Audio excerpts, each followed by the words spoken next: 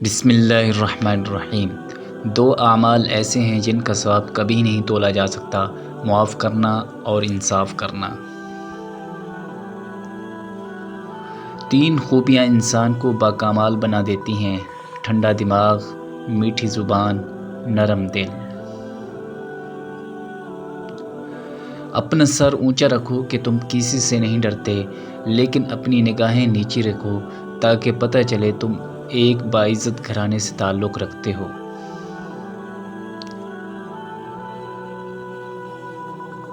عقل مند ہمیشہ غم و فکر میں مبتلا رہتا ہے۔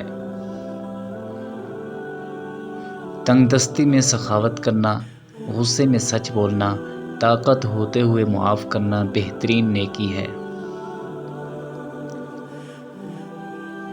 خاموشی تمام سوالوں کا بہترین جواب ہے، اور مسکراہٹ ہر حالات کا بہترین رد عمل ہے۔